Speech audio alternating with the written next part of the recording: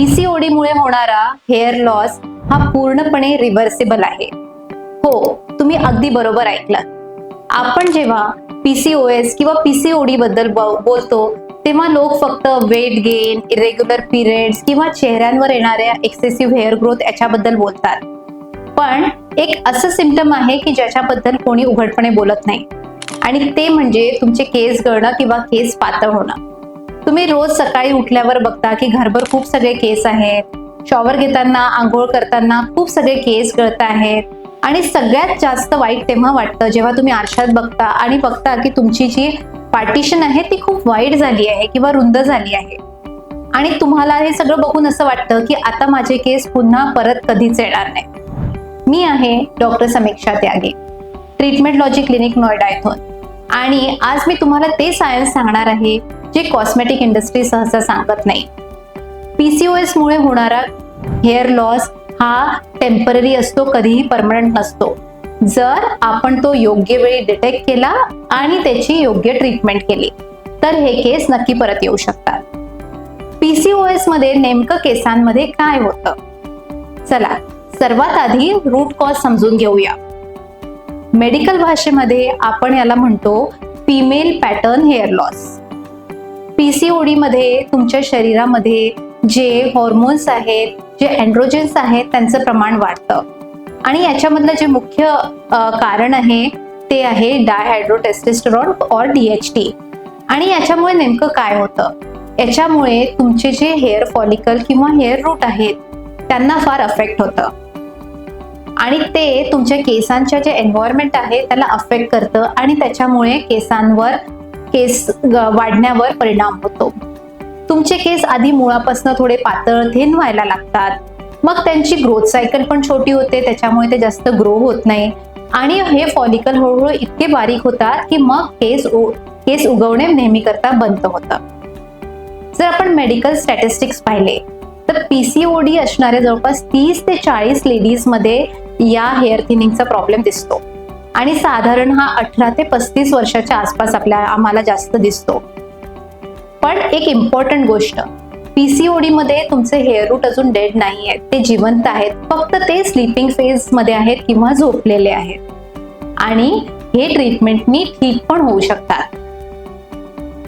Treatment logic clinic मध्ये आम्ही PCOS hair loss साठी एक 3 स्टेप प्रोटोकॉल वापरतो.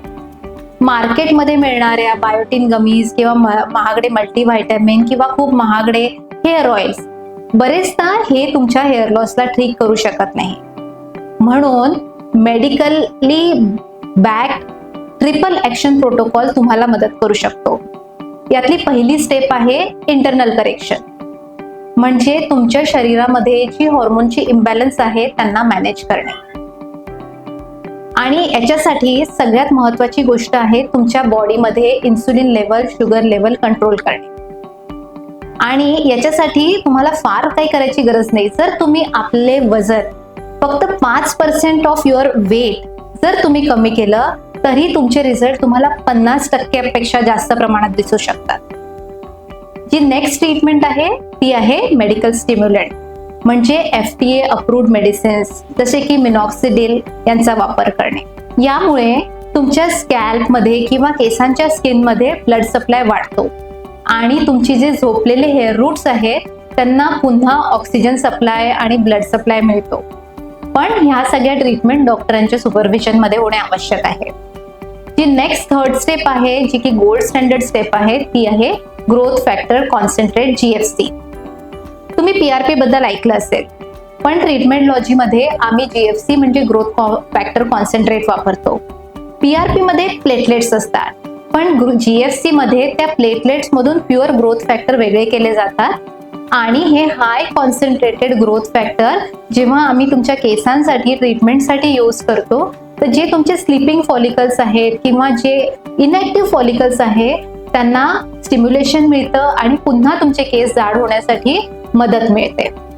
आणि युजली याचा सक्सेस रेट 80 to 90% इतका दिसून येतो. नेक्स्ट इम्पॉर्टंट गोष्ट आहे जी माझे पेशंट मला नेहमी विचारतात की मॅडम रिझल्ट कधी दिसेल, किती वेळ लागेल? तर केस कधीही एका रात्रीत उगवत नाहीत. त्यांना केस उगवायला किंवा ट्रीटमेंटला काम करायला थोडा वेळ लागतो. पहिले 2-3 महिन्यामध्ये तुमचे जे ऍक्टिव्ह हेअर लॉस आहे किंवा खूप गळणारे केस आहेत ते कमी होतील. तुमच्या कंगव्यामध्ये तुम्हाला कमी केस दिसतील. दुसऱ्या ते चौथ्या महिन्यामध्ये त्यांची क्वालिटी इम्प्रूव्ह होईल आणि केस हळूहळू थोडे जाड व्हायला लागतील. जवळपास 6 महिन्यानंतर छोटे छोटे बेबी हेअर्स यायला सुरू होतात आणि केसांची डेन्सिटी पण वाढायला सुरुवात होते. पण ह्या सगळ्या रिझल्ट बघण्यासाठी अर्ली डिटेक्शन हे लवकर ओळखणं फार आवश्यक आहे आणि त्यानुसार ट्रीटमेंट केल्यास आपल्याला चांगले रिझल्ट मिळू शकतात. पण तुम्ही जर वर्षानुवर्ष खूप वाट बघितली आणि ही ट्रीटमेंट डिली केली तर तुमचे हेअर रूट्स डेड होतात. मग मात्र हेअर ट्रान्सप्लांट शिवाय ऑप्शन उरत नाही. समरी अशी आहे की PCOS ही एक कंडिशन आहे, ती काही तुम्हाला शिक्षा नाहीये, म्हणून तुम्हाला त्याच्यासाठी गिल्टी वाटून घेण्याची गरज नाही. सायन्सकडे प्रत्येक कंडिशनचं उत्तर आहे. ट्रीटमेंट लॉजिक क्लिनिकमध्ये आम्ही हजारो स्त्रियांना त्यांचा कॉन्फिडन्स, त्यांची आयडेंटिटी आणि त्यांचे केस परत मिळवून दिले आहेत.